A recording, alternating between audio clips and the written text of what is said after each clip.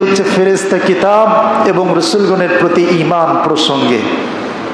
এই মাসটি চলছে সফর মাস। ঈমানের বিশ্বাসের জায়গা থেকে ঈমানের দ্বিতীয় নম্বর স্তম্ভ, দ্বিতীয় রুকুন হচ্ছে আল্লাহ তাআলার সৃষ্টি ফেরেশতা তাদের প্রতি বিশ্বাস। এটা হচ্ছে ঈমানের কত নম্বর স্তম্ভ? দ্বিতীয়তম। কত নম্বর? 2 নম্বর। আরবি শব্দ হচ্ছে মালাইকা। এটা কি শব্দ? কুরআনুল কারীমের শব্দ মালাইকা। আমানার রাসূলু বিমা উনজিলা ইলাইহি মির রাব্বিহি ওয়াল মুমিনুন কুল্লুন আমানা বিল্লাহি ওয়া মালাইকাতিহি ওয়া কুতুবিহি ওয়া রুসুলিহি। আল্লাহ তাআলা সূরা বাকারার ভিতর বলছেন যে আমি যে যতটুকু তেলাওয়াত করলাম মূলত এই 3টা বিষয়, 4টা বিষয় রয়েছে। সর্বপ্রথম বিশ্বাসের জায়গা হচ্ছে আল্লাহর প্রতি ঈমান। আমানার রাসূলু বিমা উনজিলা ইলাইহি মির রাব্বিহি ওয়াল মুমিনুন কুল্লুন আমানা বিল্লাহি ওয়া মালাইকাতিহি। আল্লাহ তাআলা কুরআনুল কারীমে এখানে আরবি শব্দ, কোরআনের শব্দ, সেটা হচ্ছে মালাইকা। এটা কি শব্দ? কোরআনের শব্দ মালাইকা। আর ফেরেশতা যে আমরা বলি, এটা কিন্তু ফার্সি শব্দ। এটা কি শব্দ? আরবি বা বাংলা নয়। কিন্তু যদি কেউ মনে করি যে এটা বাংলা শব্দ হচ্ছে ফেরেশতা, না, এটা হচ্ছে ফার্সি শব্দ। আমার ভাইয়েরা, আল্লাহ তাআলা এই পৃথিবীতে 10 ধরনের ফেরেশতা আল্লাহ তাআলা সৃষ্টি করেছেন। এরা বিভিন্ন কাজে তারা নিয়োজিত। যেমন কিছু ফেরেশতা রয়েছে, এই যে এইমাত্র বৃষ্টি হয়ে গেল, তাদের কাজ হচ্ছে বৃষ্টি বর্ষণ করা। এরপরে আর কিছু ফেরেশতার দায়িত্ব হচ্ছে রিজিক বণ্টন করা। এরপরে কাজ হলো, কিছু ফেরেশতার কাজ হচ্ছে মৃত্যু ঘটানো। সেটা মানুষের হতে পারে, এরপরে জিন জাতিরও হতে পারে, পশু পাখিরও হতে পারে। মৃত্যুর দূত রয়েছে একজন, আছে না? তিনিও ফেরেশতা। এরপরে রয়েছে মানুষের রক্ষণাবেক্ষণ, মানুষকে দেখাশোনা করা। আল্লাহ রাসূল বলেছেন এমন কিছু ফেরেশতা রয়েছে যে সকল সন্তানেরা ইলম শিখার জন্য বাড়ি থেকে বের হয়, যতক্ষণ পর্যন্ত না মাদ্রাসায় পৌঁছে ততক্ষণ পর্যন্ত এই ফেরেশতাগুলি তাদের রহমতের ডানাগুলি বিছিয়ে দেন। বলুন সুবহানাল্লাহ। তাহলে তাদের কাজ হচ্ছে রক্ষণাবেক্ষণ করা, দেখে শুনে রাখা। এরপরে কিছু ফেরেশতার দায়িত্ব হচ্ছে প্রহরা দেওয়া। কি কাজ করা? প্রহরা দেওয়া। আমার ভাইয়েরা, বিশ্বনবী বললেন যখন দুনিয়ার কোনো জায়গায় মানুষগুলো একত্রিত হয়ে আল্লাহর কোরআন শ্রবণ করতে থাকে, যে এখানেই হোক না কেন, এই ফেরেশতাদের কাজ হলো প্রহরা দিয়ে ঘুরে বেড়ানো।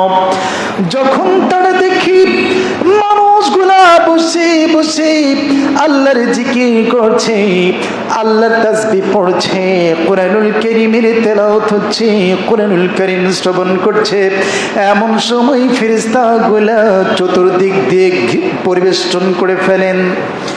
এরপরে একজন ফেরেশতা আরেকজন ফেরেশতার সঙ্গে বলাবলি করে।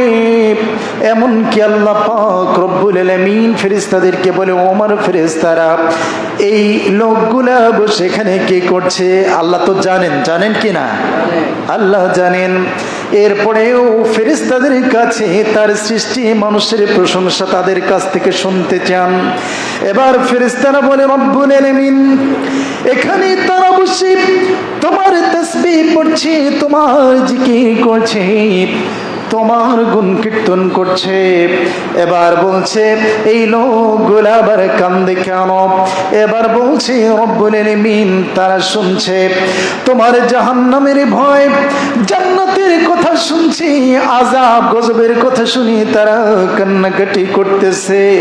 এবার আল্লাহ পাক বলবেন ও আমার ফেরেশতারা, এরা কি জান্নাত দেখেছে নাকি জাহান্নাম দেখেছে নাকি? এবার ফেরেশতারা বলবে তারা তো দেখে নাই, শুধু শুনেছি। এবার আল্লাহ পাক রব্বুল আলামিন খুশি হয়ে গিয়ে বলবে যেই বান্দাগুলি আমার জান্নাত দেখলো না জাহান্নাম দেখলো না, শুধুমাত্র আলেমদের কণ্ঠে এইগুলা শুনে চোখের পানিগুলা ছেড়ে দিয়েছে, যারা গুনার ভয়ে তাদের নিজের জন্য গুনার দিকে অনুতপ্ত হয়ে চোখের পানিগুলা ছেড়ে দিচ্ছে, ও ফেরেশতারা তোরা সাক্ষী থেকে যা প্রহরার ফেরেশতারা, এই বান্দাদেরকে আমি রব্বুল আলামিন তাদের জীবনের গুনাহ মাফ করে দিলাম। আমার ভাইয়েরা, তাহলে এমন ভাবে আমরা যখন বসে আল্লাহর কোরআন শ্রবণ করছি, শুধু এখানে আমরা বসে আছি এমন নয়, আল্লাহর ফেরেশতারা চতুর্দিক দিয়ে বেষ্টন করে আল্লাহর কোরআন শুনছে। এই জন্য এই মজলিসগুলি, এই মাহফিলগুলি এইটা সাধারণ জায়গা থাকে না। বিশ্বনবী বলছেন হিয়া রাউদাতুম মিন রিয়াজিল জান্নাহ, বলুন সুবহানাল্লাহ, এটা হয়ে যায় জান্নাতের বাগান। সুবহানাল্লাহ। আবার কিছু কিছু আলোচনার সময় জিনেরা বসেও তারা কোরআন শুনে। সুবহানাল্লাহ। আমার ভাইয়েরা, তাহলে কিছু ফেরেশতার কাজ হলো প্রহরা দেওয়া, আবার কিছু ফেরেশতার কাজ হলো মানুষ কি কর্ম করছে সেই কর্মগুলি লিপিবদ্ধ করা। আছে না দুই কাঁধে দুই ফেরেশতা? আমরা যা কিছু করছি, ভালো আমল করছি না মন্দ আমল করছি, সবগুলো লিপিবদ্ধ হয়ে যায়। আপনি আমি যখন কোনো ভালো কাজে নিয়ত করছি, সঙ্গে সঙ্গে এই মালায়েকাগুলি তারা আমাদের আমল নামায় সওয়াব লেখা শুরু করে দেয়। বলুন সুবহানাল্লাহ। আবার যদি আমি আপনি কল্পনা করি যে অমুক কোনো গুনাহ করব, আমি কোনো চুরি করব কিংবা অন্য কোনো গুনার চিন্তা করলাম, যতক্ষণ পর্যন্ত না সেই গুনার কাজ না করা হবে ততক্ষণ পর্যন্ত সেই গুনাহগুলি ফেরেশতারা লেখে না। সুবহানাল্লাহ। কিন্তু আমরা যদি কোনো ভালো নিয়ত করি, নিয়তের সঙ্গে সঙ্গে তাদের আমলনামাগুলি সওয়াব লিপিবদ্ধ হতে থাকে। সুবহানাল্লাহ। তাহলে আমার ভাইয়েরা, কিছু ফেরেশতার কাজ হলো আমাদের আমলগুলি লিপিবদ্ধ করা, আবার কিছু ফেরেশতার কাজ হচ্ছে মানুষের জন্য দোয়া করা। আমাদের জন্যে যারা আমলওয়ালা হবে, যারা নামাজি পরহেজগার হবে, তাদের জন্য এই ফেরেশতাগুলি দোয়া করতে থাকে। এমনকি এমন একটি দোয়া রয়েছে যে দোয়াটার নাম হচ্ছে সাইয়্যিদুল ইস্তিগফার। এই দোয়াটা বিশ্বনবী বললেন, কেউ যদি সকাল বেলায় যদি কেউ এই দোয়াটা পাঠ করে আর দিনের বেলায় যদি ইন্তেকাল করে, এই লোকটা যদি মারা যায় এই লোকটা হয়ে যাবে জান্নাতি। আবার বিশ্বনবী বললেন, কেউ যদি এইটা মাগরিবের পরে কেউ যদি এই তাসবিহটা পড়ে, তাহলে এই লোকটা যদি সারা রাত্রে কোনো সময় সে ঘুমের ঘোরে ইন্তেকাল করে, এই লোকটা জান্নাতি। সুবহানাল্লাহ বলবেন না? সেই দোয়াটা কি বলবো? আল্লাহুম্মা আনতা রাব্বি, যারা আমার সাথে পড়েন পড়ুন, আল্লাহুম্মা আনতা রাব্বি লা ইলাহা ইল্লা আনতা খলাকতানি ওয়া আনা আবদুকা ওয়া আনা আলা আহদিক ওয়া ওয়া'দিকা মাস্তাতা'তু আউযু বিকা মিন শাররি মা সানা'তু আবু'ু লাকা বিনি'মাতিকা আলাইয়া আবু'ু বিযানবি ফাগফির লি ফাইন্নাহু লা ইয়াগফিরু যুনুবা ইল্লা আনতা। আল্লাহু আকবার পড়েন। এই দোয়াটা যদি আপনি দিনের বেলায় কোনো সময় এই দোয়াটা পাঠ করতে পারেন। বিশ্বনবী পবিত্র জবান থেকে বলেছেন, হাদিসটা সহিহ, দিনের বেলায় মারা যাবেন, সন্ধ্যা বেলায় আপনি কোনো রকমে যদি আপনি কোনো সময় পড়েন, রাত্রে বেলায় মারা যাবেন, এই লোকগুলা জান্নাতি হয়ে যাবে। আমি স্পেশালি ফজরের সলাতে এবং মাগরিবের সলাতে জোরে জোরে এই দোয়াটা পড়ি। শুধু মাগরিবের সলাতে শুধু এই দোয়াটাই পূর্ণাঙ্গ পড়ি আমি, যেহেতু আমাদেরকে মোনাজাত করতেই হয়, এটা বাধা। আজকে আপনাদের ইমাম সাহেব হাত তুলে মোনাজাত করবে না, বলবেন আপনারাই বলবেন আপনার ইমামতের দরকার নাই, ঠিক কি না? আমি দেখি যে যেহেতু মোনাজাত করতেই হয় এমন কিছু করি। আমার অনেক মুসল্লি মাঝে মাঝে পাই, বলে যে হুজুর আপনি তো বলেছিলেন সাইয়্যিদুল ইস্তিগফার এইটা পড়লে মারা গেলেই জান্নাতি, তাহলে দেখেন তো আমার হয়েছে কিনা। এত বড় দোয়া মুখস্থ হয়ে গিয়েছে আলহামদুলিল্লাহ। প্রতিদিন আপনার পক্ষে এই সাইয়্যিদুল ইস্তিগফার যদি আপনার তেলাওয়াত পড়তে থাকে, ইমাম সাহেব যদি পড়ে, অটোমেটিক মুখস্থ হয়ে যাবে ইনশাআল্লাহ। এর চেয়ে বড় দোয়া আর নাই ভাই। পৃথিবীতে সর্বশ্রেষ্ঠ দোয়া হলো সাইয়্যিদুল ইস্তিগফার, এর চেয়ে বড় দোয়া নাই। যত দোয়া থাকুক, রব্বানা যালামনা রব্বানা আতিনা, যত দোয়া থাকুক, সবচেয়ে বড় দোয়া হচ্ছে সাইয়্যিদুল ইস্তিগফার। বিশ্বনবী এটা পড়েছেন, সকালে পড়েছেন, সন্ধ্যাবেলায় পড়েছেন। আমার ভাইরা, এইগুলি যারা পড়বে, এই আমল যারা করবে, এই ফেরেশতাগুলি তাদের জন্য দোয়া করতে থাকে সারা রাত সারা দিন পর্যন্ত। সুবহানাল্লাহ। আবার আরেকটা আমল রয়েছে, কেউ যদি সুবহানাল্লাহি ওয়া বিহামদিহি সুবহানাল্লাহিল আযীম এইটা কেউ যদি প্রত্যেক ওয়াক্ত বা মাঝে মাঝে তারা তেলাওয়াত করে, তাহলে সকাল বেলায় কেউ যদি পড়ে, সারাদিন ফেরেশতারা তাদের জন্য দোয়া করতে থাকে। আবার বিশ্ব নবী বললেন, কেউ যদি ধনী হতে চায়, গরিব মানুষ, তাহলে এই তাসবিহটা যারা নিয়মিত পড়বে, আল্লাহ পাক তাদেরকে ধনাঢ্য ব্যক্তি বানিয়ে দেবে। বলুন সুবহানাল্লাহ। আমি 5 ওয়াক্ত সালাতে এই সুবহানাল্লাহি ওয়া বিহামদিহি সুবহানাল্লাহিল আযীম 33 বার ন্যূনতম আমি পড়ি, অন্তত 5 ওয়াক্ত সালাতে পড়ি, ফরজ সালাতের পড়ে। বিশ্বনবী তো অনেক আমল করেছেন ফরজ সালাতের পরে। আমরা তো সচরাচর সালাম ফেরানোর পরে মোনাজাত করেই উঠে যাই, কিন্তু বিশ্বনবী পড়েছেন আস্তাগফিরুল্লাহ, সূরা ফাতিহা পড়েছেন, ইখলাস পড়েছেন, এরপরে সূরা নাস পড়েছেন, ফালাক পড়েছেন, আয়াতুল কুরসি পড়েছেন, সুবহানাল্লাহ আলহামদুলিল্লাহ আল্লাহু আকবার তাসবিহগুলি পড়েছেন, এরপরে সুবহানাল্লাহি ওয়া বিহামদিহি সুবহানাল্লাহ আযীম এই তাসবিহগুলি পড়েছেন, অনেক তাসবিহ পড়েছেন ফরজ সালাতের পরে। এই আমলগুলি করার পরে তিনি সুন্নাত সালাত পড়েছেন। এরপরেও সুন্নাত সালাতগুলি মসজিদে পড়েন নাই, ওয়াজিব সালাতগুলি মসজিদে পড়েন নাই। ফরজ সালাতের পরে বিশ্বনবী তাসবিহগুলি পড়েই উঠে চলে গিয়েছেন বাড়িতে। আর বিশ্বনবী সাহাবীদেরকে বলেছে, ও আমার সাহাবীরা, কেউ যদি ফরজ সালাত বাড়িতে না পড়ে মসজিদে আদায় করে, তার আমলনামায় বাড়িতে পড়লে যে সওয়াব হবে তার চেয়ে 27 গুণ সওয়াব বেশি হবে। সুবহানাল্লাহ বলেন। আবার বিশ্বনবী বললেন, কেউ যদি ফরজ সালাত মসজিদে পড়ার পরে বাকি সালাতগুলি বাড়িতে গিয়ে আদায় করে, তাহলে তার 27 গুণ সওয়াব, তার আমলনামায় বেশি দিবে আল্লাহ তাআলা। সুবহানাল্লাহ। এই জন্য যারা পারবেন সুন্নত নামাজগুলি, নফল নামাজগুলি বাড়িতে পড়বেন। মসজিদ থেকে মসজিদে পড়ার চেয়ে বাড়িতে পড়লে কত গুণ সওয়াব বেশি? 27 গুণ বলেছেন বিশ্বনবী মুহাম্মদ রাসূলুল্লাহ সাল্লাল্লাহু আলাইহি ওয়াসাল্লাম। আর যদি মনে করেন আমি এখানে ফরজ সালাত পড়লাম, বাড়িতে গিয়ে আর আমার সালাত হবে না, তাহলে মসজিদে পড়ে যাবেন, এটাই হচ্ছে ভালো, ঠিক না বলেন? আপনি এখন এখান থেকে ফরজ পড়ে চলে গেলেন, আর কোনো পড়লেনই না। তো আলহামদুলিল্লাহ, আমি আপনাদেরকে বলেছিলাম যে অন্তত ফরজ সালাত পড়েই অনেকে দৌড় মারতেন, এখনো একজনও উঠেন না। আলহামদুলিল্লাহ, আলহামদুলিল্লাহ, এটা খুব ভালো লেগেছে।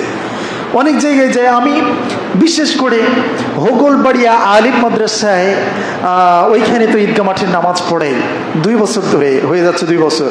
তো বললো যে হুজুর, এর আগে দেখা যেত নামাজ হওয়ার সাথে সাথে অর্ধেক মাঠ ফাঁকা, কিন্তু আলহামদুলিল্লাহ মোনাজাত না করে আপনার কাছে, আপনার সঙ্গে মোনাজাত না করে কেউ যায় না। আলহামদুলিল্লাহ। তো এই পরিবেশগুলি তৈরি করার দায়িত্ব একজন ইমামের।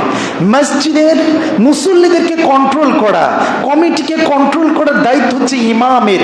কারণ এই মসজিদটা কেমনে চলবে, মসজিদটা আবাদ হবে কেমনে, সেটা তো কমিটির লোকজনও জানে না, জানে হচ্ছে আলেমেরা। জানিয়েছেন আল্লাহ তাআলা। কে জানিয়েছেন?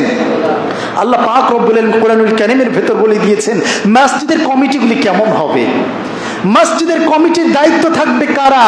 আল্লাহ তাআলা কোরআনুল কারীমের আয়াতে কারিমাই নাযিল করে দিয়েছেন যে কারা মসজিদের কমিটি হবে, মসজিদের কাজ কারা করবে।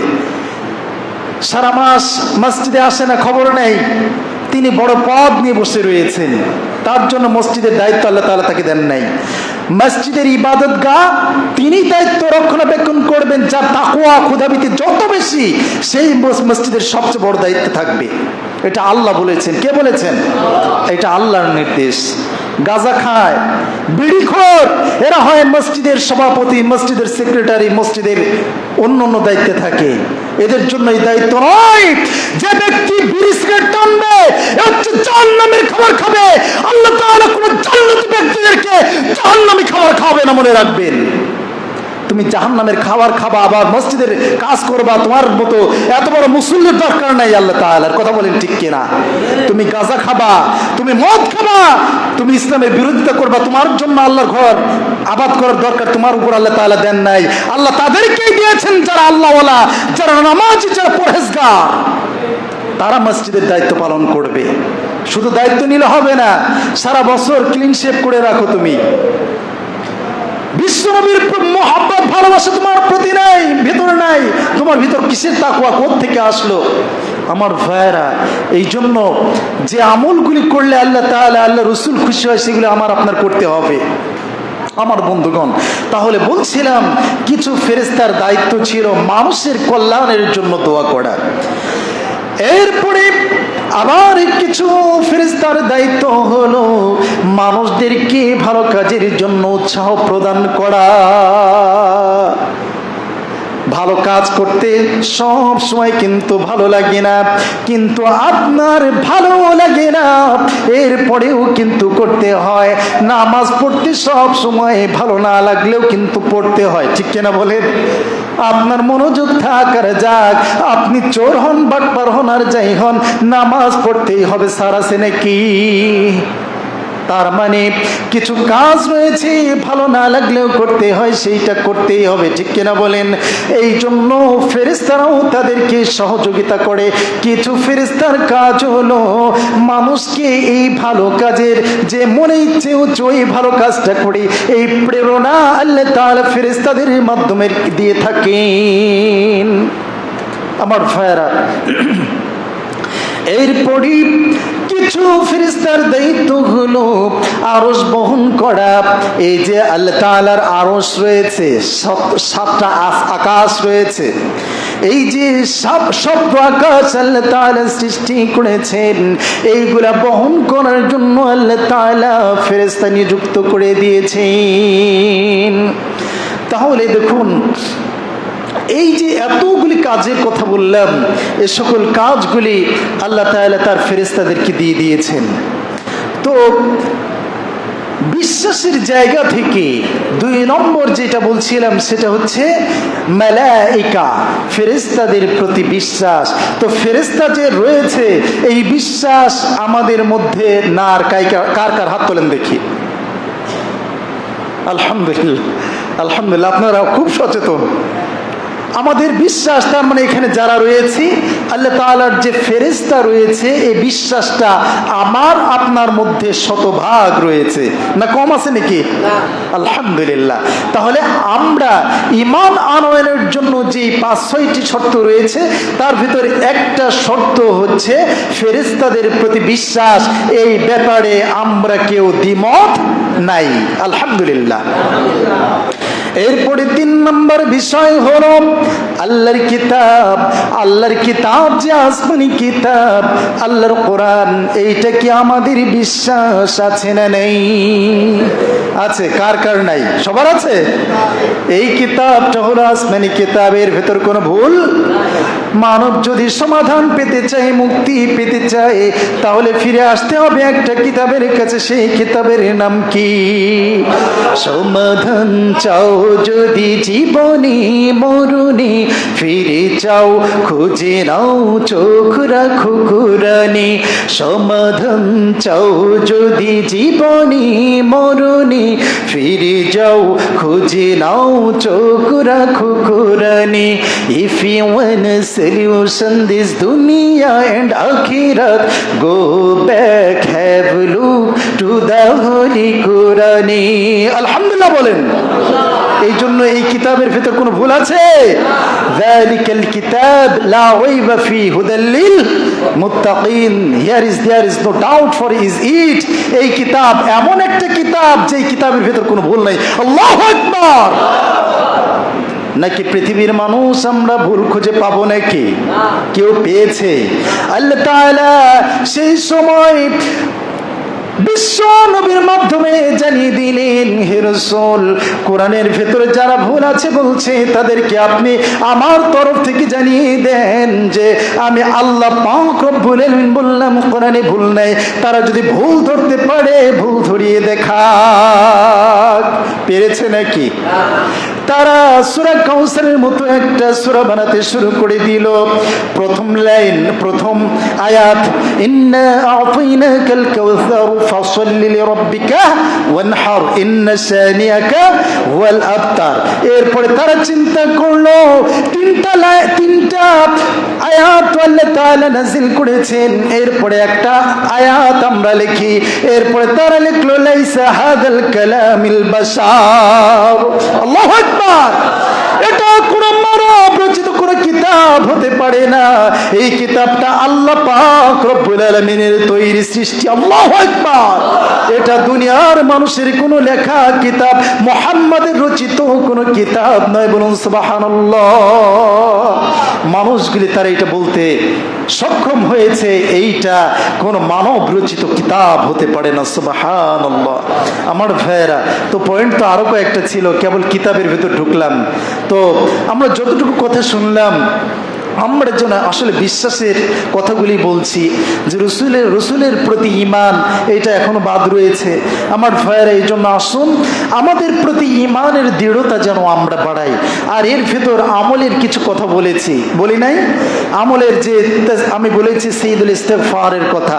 আজকে অন্তত একটা আমলই আমরা এখান থেকে নিয়ে যাই, যাদের সাইয়্যিদুল ইস্তিগফার মুখস্থ নাই, মেহেরবানি করে অতি দ্রুত ইমাম সাহেবের কাছ থেকে হোক আর যেখান থেকে হোক, আর ইমাম সাহেবের প্রতিও আমার অনুরোধ থাকবে, আপনি প্রতি অন্তত আসরে হোক, যে ওক্তে হোক, মাগরিবে হোক, যে ওক্তে মুসল্লিরা বেশি থাকে, আপনি শুধুমাত্র হাত তুলে সাইয়্যিদুল ইস্তিগফার পড়বেন। রাত্রিবেলায়, সারা রাত্রে বেলায় কেউ যদি মারা যায়, প্রতিটা ব্যক্তি জান্নাতি হয়ে যাবে বলেছেন মুহাম্মদ রাসূলুল্লাহ সাল্লাল্লাহু আলাইহি ওয়াসাল্লাম। এই জন্য আমাদের সময়টা খুব কম, কে কখন চলে যাব জানি না। যাদের গড় আয়ু, বিশ্বনবী যেহেতু বলেছেন 60 থেকে 63 বছর, আমাদের গড় আয়ু যদি বাদ দেই, আমাদের আয়ু থেকে আর খুব বেশি দিন আমরা এই পৃথিবীতে বেঁচে নেই। আমি মাঝে মাঝে মনে করি, ঘর বাড়ি তো এখনো করি নাই, আর বাড়ি ঘর করেই কি হবে, কয়েকদিন পরেই তো কবরের বাসিন্দা হয়ে যাব।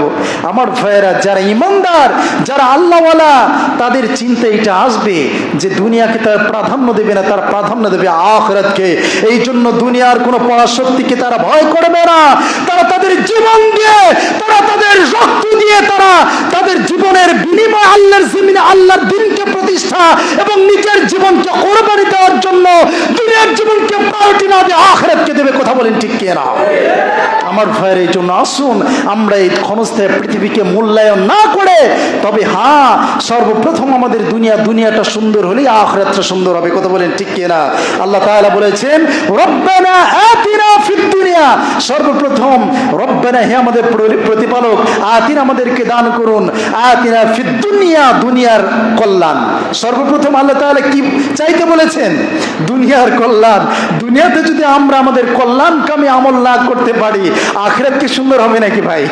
এই জন্য আমরা আল্লাহ তাআলাই শিখাই দিয়েছেন, আগে দুনিয়ার কল্যাণ চাও আমার কাছে, এরপরে আখিরাতের কল্যাণ চাও। সুবহানাল্লাহ।